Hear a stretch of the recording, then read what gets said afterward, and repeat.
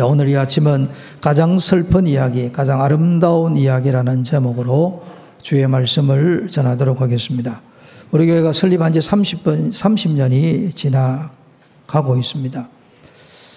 이제까지 베푸신 주님의 은혜에 감사와 영광을 돌립니다. 아울러 30세라는 것은 젊은 나이입니다. 장래에 어떻게 더 주님의 교회가 아름답게 귀히 쓰임받을 수 있을까 하는 이런 신령한 고민을 하며 소아시아의 7교회를 살펴보고자 합니다. 그러면서 주께서 말씀을 통해서 오늘 우리로 하여금 어떤 교회를 세우기를 원하는지, 또 우리 온 성도들이 어떤 주의 백성들이 되어야 되는지를 말씀을 통해서 보고자 합니다. 오늘은 에베소 교회에 말씀하시는 주님의 음성을 통해 우리에게 말씀하시는 주의 말씀을 듣고자 합니다. 가장 먼저는 말씀하시는 예수님이시라는 것을 우리에게 가르쳐주고 있습니다. 오늘 1절에 보면 에베소 교회의 사자에게 편지하라라고 합니다. 그래서 사도 요한이 계시를 받아서 오늘 말씀을 써서 에베소 교회에 보내었고, 또 주위에 있는 교회들이 회람했습니다. 그때나 지금이나 하나님은 성령 안에서 끊임없이 우리에게, 우리 교회에게, 우리 성도들에게 말씀하고 계신다라는 것을 알 수가 있습니다. 오늘 우리가 예배의 자리를 지키고 말씀의 자리를 지키는 것은 우리에게 말씀하시는 하나님의 음성, 영음이라고 합니다. 영적인 주님의 음성을 듣고자 합니다. 그리고 오늘 본문의 주님을 이렇게 말씀하고 있습니다. 오른손에 있는 7별을 붙잡고 7 금촛대 사이를 그니시는 주님이시다라고 합니다. 7별은 교회의 사자를 이야기를 합니다. 주님의 오른손에 주님의 교회 사자가 있습니다. 그걸 붙잡았다는 말은 요동하지 않도록, 흔들리지 않도록 확실하게 움켜잡았다 하는 뜻입니다. 주님은 주님의 사자를 꽉 붙잡고 계시고, 그 다음에 촛대라는 것은 교회를 이야기를 합니다. 7 촛대라는 것은 1차적으로 소아시아에 있는 7교회를 이야기를 하고, 7이라는 것은 성경의 완전수를 의미하기 때문에 지상교회 전체에게 주시는 말씀이다라고 볼 수 있고, 그 7 촛대 사이를 그니신다라는 말씀은 주님이 교회를 붙잡고 교회를 다니시면서 통치하시고 다스리시고 능력 가운데 교회에 임재하신다라는 것을 말씀합니다. 그래서 교회는 주 예수님의 교회가 되는 것입니다. 그리고 7절 말씀에 보면 귀 있는 자는 성령이 교회들에게 하시는 말씀을 들을지어다라고 합니다.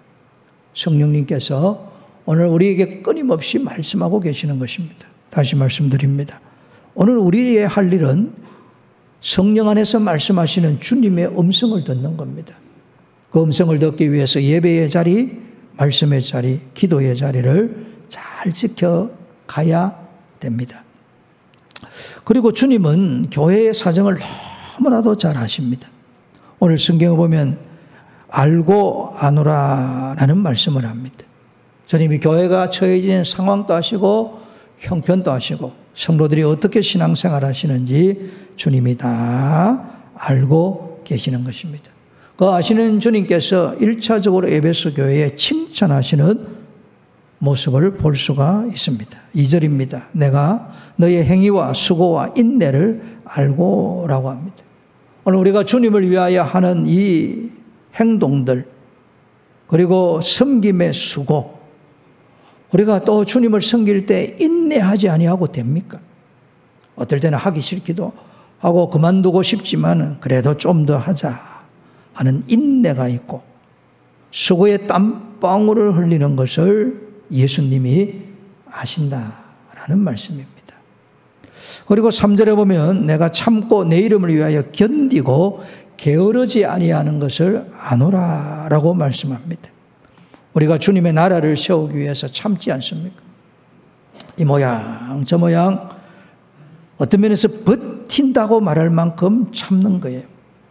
어떨 때는 화내고 싶고 짜증내고 싶지만 이렇게 행동해서 주님의 교회가 되겠나 하고 참는 것입니다.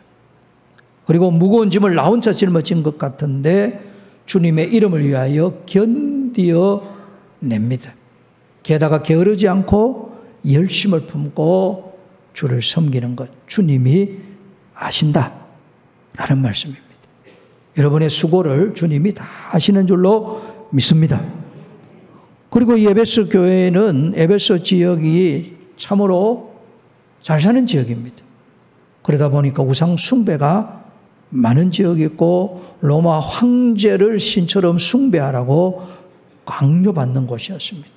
그런데 오늘 이전 말씀 보면 악한 자들을 용납하지 아니한 것과 자칭 사도라 하되 아닌 자들을 시험하여 그의 거짓된 것을 내가 드러낸 것과 라고 합니다. 에베소 교회 교인들이 로마 황제를 숭배하라는 이 심한 박해 가운데 믿음을 딱 지켰습니다. 또 그 가운데 거짓 교사들이 자칭 사도라는 이들이 들어와서 교회를 어지럽게 할 그때도 그들은 믿음을 잘 지켰고 또 이단들의 끝없는 도전 가운데서 복음에 확 꼬이서서 흔들리지 않는 신앙의 삶을 살았습니다. 그리고 이 영적 싸움에서 진리를 잘 드러내고 승리했다는 것을 주님이 아시고 칭찬하고 계시는 것입니다. 우리 교회를 이렇게 돌이켜보면 지난 30년 동안 지옥 가는 영혼을 건지기 위해서 우리가 전도에 열심을 내었습니다. 열방을 품고 우리도 힘들고 어려운 가운데서 선교사들과 동력하며 주의 나라를 세웠습니다. 우리 모두가 객관적으로도 수고하고 애쓰고 노력을 많이 했습니다. 그리고 여기까지 오기까지 신천지 이단을 비롯해서 여러 이단들이 교회를 해하려고 이 모양 저 모양 공격해왔고 잘못된 교리와도 싸우느라고 우리 모두가 충성되기 여기까지 온 것입니다. 여러분의 눈물방울을 흘리며 한 기도와 땀방울을 흘린 그 수고를 주님이 아시는 것입니다. 그것을 보시고 하늘나라에서는 상급으로 갚아주시고 이 땅에서는 축복의 통로가 되도록 아브라함의 복으로 갚아주실 줄로 믿습니다. 주님은 아십니다. 칭찬하십니다. 아울러 주님은 또한 책망하십니다. 4절에 보면 그러나 너를 책망할 것이 있나니 너의 처음 사랑을 버렸느니라 라고 말씀합니다. 가장 슬픈 이야기는 사랑을 버린 이야기입니다. 이 세상에 살면서도 가장 불쌍한 사람이 누구냐라고 하면 사랑을 모르는 사람이고 사랑을 잊은 사람이고 사랑을 버린 사람입니다. 에베소 교회는 오늘 본문에 나온 것처럼 교회 안에 있는 거짓 사도들을 분별하고 그들과 싸웠어요. 주님을 향한 교리적 열심이 있었습니다. 그런데 문제는 주님을 향한 사랑이 식어졌고 또 저 형제가 문제를 일으키지 않을까라고 형제를 의심하고 엄격하게 분리함으로 형제에 대한 사랑을 버린 거예요. 그래서 주님께서 지금 가장 슬픈 이야기를 하고 있습니다. 너희들이 처음 사랑을 버렸다. 그리스도 예수님 안에서 예수님을 믿을 때 가진 그 처음 사랑의 기쁨을 너희들이 지금 버려버렸다. 버렸다는 것을 던져버렸다는 이야기입니다. 그럼 마음속에는 뭐가 남을까요? 마음속엔 다툼과 싸움과 분노만 있는 거예요. 참 불행한 거죠. 그러면서 주님이 말씀합니다. 어디서 떨어졌는지 생각하고 회개하고 처음 행위, 즉 사랑이라는 행위를 가지라 라고 말씀합니다. 만약 그렇지 아니하면 주님이 오셔서 촛대를 그 자리에서 옮기리라. 주님의 교회임에도 불구하고 주님이 그 교회를 사라지게 하실 수 있다고 말씀하는 것입니다. 여러분, 우리 신앙인들이 예수님을 향한 첫사랑이 식어져 버리면 겉모습만 남습니다. 어쩔 수 없이 교회 와서 형식적으로 예배를 드립니다. 앉아서 찬송을 부르는데 입은 열지 않습니다. 기도를 하는 척하면서 졸기도 합니다. 헌금을 하기는 하지만은 체면 유지용으로 조금 드리고 돌아갑니다. 그렇게 해서 외형주의자, 형식주의자, 체면주의자로 남는 것입니다. 교회는 주님의 신부입니다. 예수님은 우리의 신랑이 됩니다. 신랑과 신부가 살면서 가장 핵심은 사랑입니다. 돈 때문에 사는 것도 아니고 집 때문에 사는 것도 아니고 오직 사랑 가운데 살아야 되는데 사랑을 잃어버리면 교회는 남는 것이 없습니다. 주님을 잃어버리게 됩니다. 모든 인생에서 사랑을 싹 빼버리면 말 그대로 빵점짜리 인생이 되어버리고 맙니다. 여러분들도 그런 경험이 있으리라고 봅니다. 저는 안 믿는 집에서 예수님을 믿었기 때문에 이 중고등학교 시절에 예수님 믿는다고 매도 맞았고 아버지가 집에서 나가라 하기도 하고 제사 때가 되면 저가 나가기도 하고 그리고 제사를 지내고 난 이 음식이 우상하게 귀신에게 들었기 때문에 먹지 않고 밥을 굶어보기도 하고 그런데 기가 막히는 것은 그런 상황에 마음의 기쁨이 넘치고 찬송이 넘치고 예배 시간이 기다려지는 이게 은혜거든요. 주님을 향한 사랑이 마음속에 있는 거예요. 오늘 이 에베소 교회를 두고 주님이 말씀합니다. 가장 슬픈 이야기예요. 처음 사랑을 버렸느니라. 사랑을 버렸어요. 사랑을 버리면 매사가 원망입니다. 사랑을 잃어버리면 매사가 짜증이에요. 여러분 가족 간에서 계속 짜증을 내고 원망하고 불평하는 것은 사랑이 식었다는 증거입니다. 사랑하면 그렇게 하지 않습니다.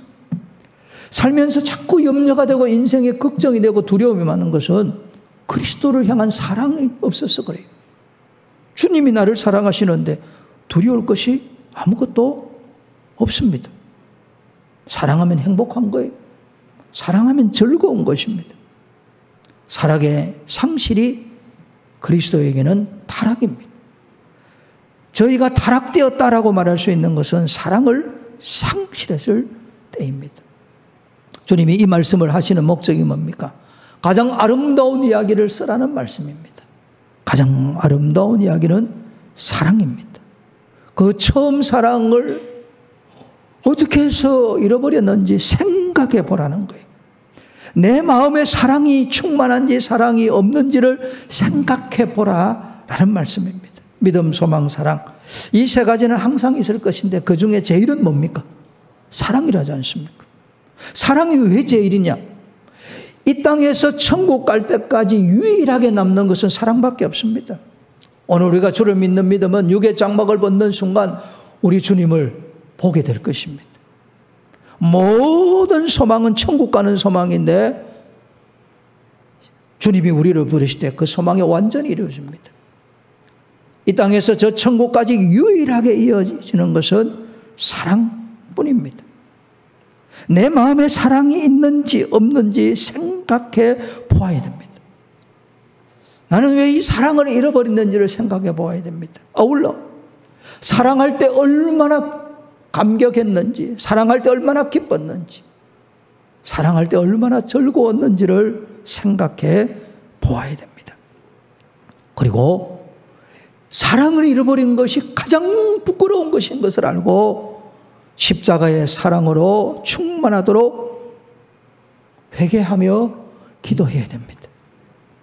여러분 살면서 건강도 필요하고 물질도 필요하고 집도 필요하고 차도 필요하고 직장도 필요하고 사업도 필요하고 아이들도 잘 되는 거 그거 여러분 크게 생각 아무것도 아니에요. 사랑하면 어떤 처지 어떤 형편에 있어도 그저 고맙고 감사하고 즐거운 거예요. 그래서 사랑이 제일입니다. 처음 사랑을 회복해야 돼요. 신앙 안에서 주어진 처음 사랑, 그 사랑으로 사람들을 사랑했던 그 시간을, 그 아름다운 사랑의 행위를 다시 회복해야 됩니다. 한때 사랑했다, 부끄러운 거죠. 오늘 사랑한다 하고 살아야 됩니다. 그 사랑을 우리가 어디서 알 수 있습니까? 그리스도 예수님의 십자가의 사랑입니다. 우리 예수님이 우리를 구원하시기 위하여 모진 고난을 당했습니다. 모진 고통을 당했고 마침내 십자가에서 자신의 생명을 내어주셨습니다. 왜 그랬습니까? 하나님이 세상을 이처럼 사랑하사 우리를 사랑하셔서 그의 아들 독생자이신 예수님을 주신 거예요. 그래서 십자가는 사랑입니다. 우리가 예수님 앞에 무릎 꿇는 이유는 영적으로 볼 때는 우리의 죄를 사하시고 구원하셨지만 그분의 사랑 앞에 무릎 꿇을 수밖에 없습니다. 그분의 순환에 대해서 이사야 선지자가 이사야서 53장에 잘 설명을 합니다. 4절 말씀에 이렇게 말씀합니다. 그는 예수님입니다. 실로 우리의 질고를 지고 우리의 슬픔을 당하였거늘. 여러분, 예수님이 우리가 짊어져야 될 질고를 다 짊어지셨어요. 병으로 오는 고통, 영혼의 병, 육체의 병, 마음의 병, 관계의 병, 사람이 가지는 모든 고통의 괴로움을 예수님이 다 짊어지셨습니다. 예수님은 여러분과 저처럼 사람의 몸을 입고 온 분입니다. 사람이었습니다. 여러분, 사람이 그걸 다 짊어진다고 해보세요. 얼마나 괴롭겠어요. 저는 교회 담임 목사의 이 무거운 짐도 괴로운데 모든 인류의 질고를 다 주님이 짊어지셨어요. 우리가 당해야 될 슬픔을 주님이 다 당하셨습니다. 그리고 성경은 계속 이야기합니다. 그가 찔림은 우리의 허물 때문이요 그가 상함은 우리의 죄악 때문이라. 그가 징계를 받음으로 우리가 평화를 누리고 그가 채찍에 맞음으로 우리는 나음을 받았도다. 여러분, 우리가 평화를 누리고 우리가 나음을 입기 위해서는 주님이 징계를 받고 주님이 채찍을 받고 주님이 찔림을 당하고 주님이 상함을 받아야 된다라고 말씀하는 거예요. 주님은 사람으로 오셨어요. 같은 사람의 입장으로 생각해 보세요. 예수님이 채찍질을 받을 때 그 당시에는 채찍 끝에다가 납을 달았습니다. 채찍을 탁 등에 때려서 당기면 살점이 떨어져 나갑니다. 그 고통을 주님이 다 당하셨습니다. 골고다 언덕길에 십자가를 짊어지고 가며 쓰러지고 또 쓰러지고 쓰러집니다. 마침내 그 골고다 언덕의 십자가를 위에 올라가셔서 양손에 양발에 못이 박혔습니다. 왜 그랬습니까? 우리를 향한 사랑입니다. 사랑. 사랑. 예수님은 사랑이 뭔지를 보여준 거예요. 내가 죽고 그대가 산다면 내가 죽는다는 거예요. 참 위대한 이야기입니다. 우리는 예수님을 통해서 사랑의 실체를 배운 거예요.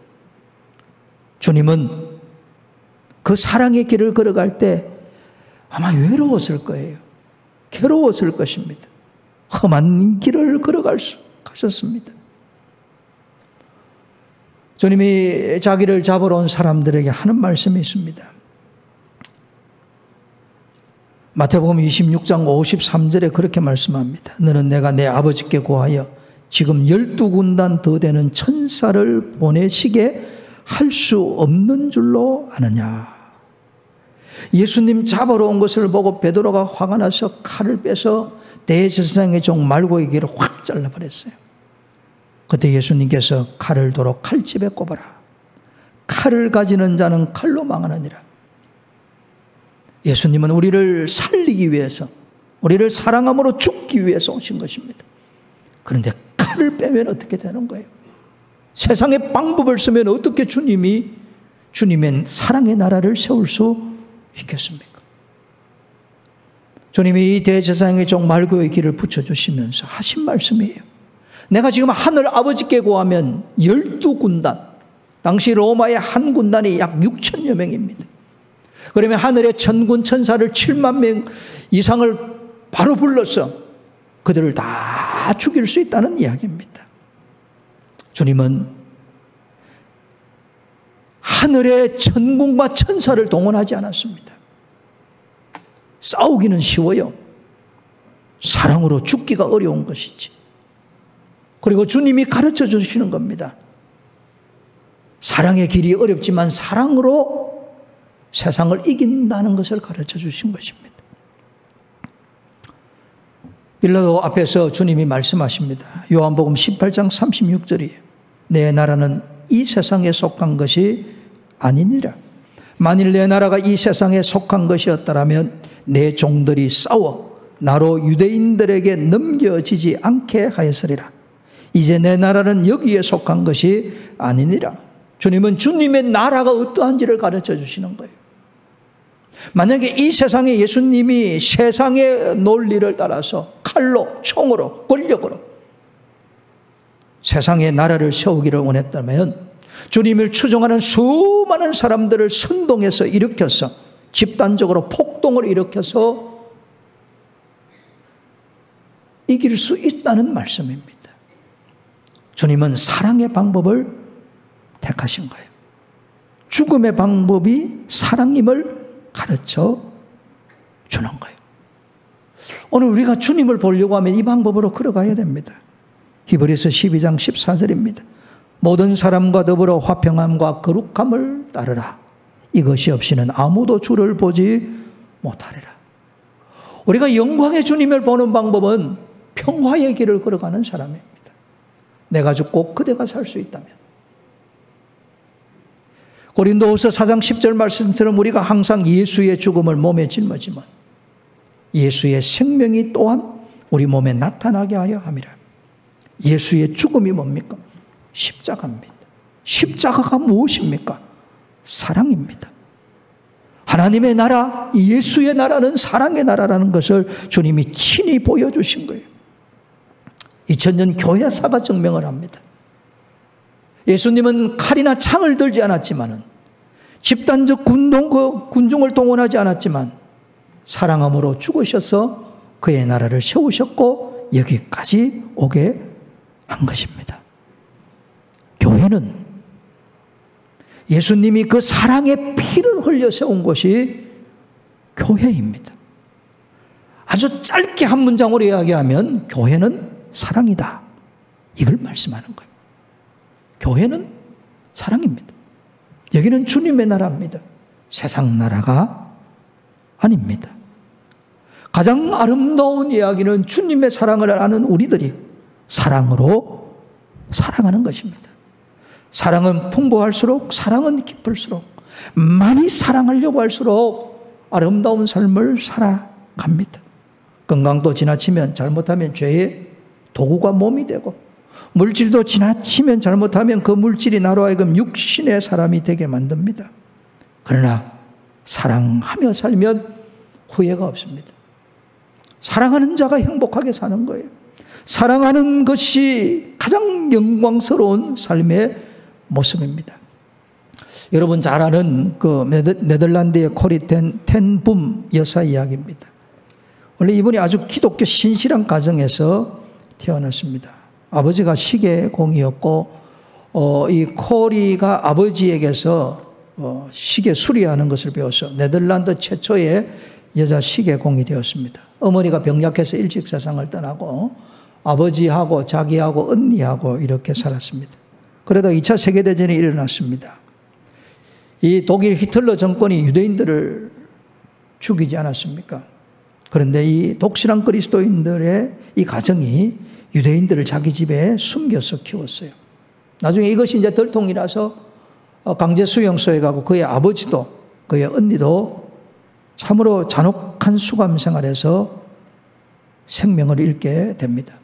코리만 기적적으로 살아나면서 독일과 네덜란드의 치유센터를 세우고 전 세계를 다니면서 주님의 사랑과 용서의 메시지를 전했습니다.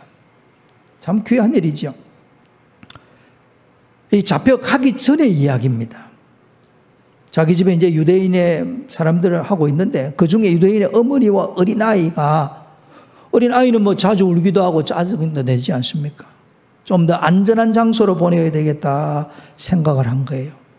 어떻게 하면 이 유대인 어머니와 아이를 누구한테 보내면 될까 생각을 했어요. 그러는 생각하는 중에 이 시계 가게로 그 지역에서 아주 덕망이 있다고 하는 신실하다고 소문하는 지금 우리 말하면 중직자예요. 들어온 거예요. 그래서 코리 아버지가 저희 같으면 이 지금 죽음 직전에 놓인 유대인의 어머니와 아기를 돌볼 수 있겠다 생각을 하고 부탁을 한 거예요. 제가 이 유대인 어머니와 아이를 숨기고 있는데 또 다른 사람들을 도와줘야 되니까 이 어머니와 아이를 좀 데려가셔서 지켜주세요 하고 부탁을 한 거예요. 그래서 이분이 단호하게 안 됩니다 그러는 거예요. 그러면서 하는 이야기가 저 유대인 아이 때문에 우리가 목숨을 잃을 수 없어요 그러는 거예요. 그러다 이 코리 아버지가 주었던 아기를 도로 딱 안습니다. 아기 품을 안고 아기를 바라보고 나서 그이에게 이렇게 이야기하는 거예요. 당신이 이 아기 때문에 우리가 목숨을 잃을 수도 있다고 말했죠. 나는 그것이 우리 가족이 얻을 수 있는 최대의 영광이라고 생각하오. 종교도 다르고 문화도 다릅니다. 내 가족의 최고의 영광은 이 어린 아이의 생명을 살리기 위해서 이 아이를 사랑함으로 내 생명을 내어놓는 것이다 라고 말하는 거예요. 그래서 사랑은 행동입니다. 여러분, 예수님이 이 길을 걸어가셨어요. 예수님께서 이것을 우리에게 가르쳐 주신 거예요. 안타깝게 이런 책 제목이 있습니다. 무례한 기독교. 내용은 나나 그런 내용이에요. 거기 보면 그 미국의 전 조지 부시 대통령이 자기 국민들에게 연설하면서 이런 말을 해요. 여러분, 우리는 좀 더 친절하고 좀 더 온유한 국민이 되어야 되겠습니다. 왜냐하면 나라가 자꾸 나누어져요. 그리고 기독교 바탕으로 세워졌다는데 전부 다 상대를 악마화하는 거예요. 우리가 싸울 것은 마귀와 싸워야지 사람과 싸워서 안 됩니다. 사람은 불쌍히 여겨야 되고 사람은 그저 사랑하고 살아야 됩니다. 저는 동성애 확실히 반대해요. 성경적으로 잘못된 거예요. 저는 남자를 보면서 사랑하고 싶은 생각이 한 번도 든 적이 없어요. 가까이 오면 징그럽더만. 그러나 동성애자는 불쌍히 여겨야 됩니다. 얼마나 잘못되어 저런 삶을 살까 하고 눈물로 기도해 주어야 됩니다. 사랑으로 온유해야 됩니다. 무엇을 전할 것인가 중요합니다. 그러나 어떻게 전할 것인가 더 중요합니다. 사람의 마음은 무엇에 관심이 없습니다. 어떻게 전하느냐가 훨씬 더 사람들의 마음의 문을 열기도 하고 닫기도 하는 거예요. 그래서 베드로 사도가 베드로전서 3장 15절에 그렇게 말씀합니다. 너희 마음에 그리스도를 주로 삼아 거룩하게 하고 너희 속에 있는 소망에 관한 이유를 묻는 자들에게 대답할 것을 항상 준비하되 온유와 두려움으로 하고 우리에게 천국 소망, 십자가의 복음, 부활의 복음, 재림의 복음, 영생의 복음, 은혜의 복음, 축복의 복음, 신유의 복음을 이것에 묻는 자들에게 대답할 것을 마음에 딱 가지고 있어야 돼요. 그리고 온유함으로 해야 돼요. 부드럽고 공손하게 사랑하는 마음으로 해야 됩니다. 그러나 사람을 대할 때 대적하는 태도, 무시하는 태도, 거친 태도로 대하면 무엇에 관심이 없고 어떻게 잘못 전했다고 생각하면 마음의 문을 닫아버리는 거예요. 그래서 온유함으로 대답하라 라고 말하는 거예요. 그리고 두려운 마음으로, 하나님을 경외하는 마음으로, 나의 이 거칠고 싸나운 태도로 저희의 마음의 문이 닫혀서 복음을 듣지 못한다면 어떻게 될까? 이런 두려운 마음이 있어야 됩니다. 여러분, 사람을 불쌍히 여겨야 돼요. 사람을 사랑하려고 해야 돼요. 사람을 사랑하려고 하다 보면 사랑에 젖은 예의가 맞고 사랑에 젖은 예절이 나오게 되는 겁니다. 세상은 권력과 물질의 투쟁사입니다. 교회의 아름다운 역사는 사랑의 역사입니다. 이 사랑이 사람의 생기를 돌게 합니다. 사랑이 회복되어지면 사는 그 자체가 즐거워요. 절대 허무해지지 않습니다. 사랑하면 얼굴에 생기가 돌고, 사랑하면 삶의 생기가 돌고, 사랑하면 신앙의 생기가 돕니다. 그래서 이 사랑이 회복된 사람을 7절 말씀에 이기는 자라고 하고, 이기는 그에게 처음 사랑이 회복된 자에게 주님이 말씀하시기를 하나님의 낙원에 있는 생명나무의 열매를 주어 먹게 하리라. 오늘 우리의 마음에 사랑이 회복되어질 때 주님께서 그 옛날 에덴 동산에 있었던 그 생명나무의 과일을 우리에게 주시는 거예요. 그걸 먹는다는 이야기입니다. 사랑하는 사람이 이 바로 에덴 동산의 기쁨, 에덴 동산의 행복, 에덴 동산의 즐거움을 되찾게 된다는 말씀입니다. 말씀을 맺습니다. 사랑할 때 비로소 생명의 풍성함을 누리게 됩니다. 진실한 그리스도인은 십자가의 사랑으로 주님을 사랑하고 교회를 사랑하며 사람들을 사랑합니다. 이 사랑이 충만하시기를 축복합니다.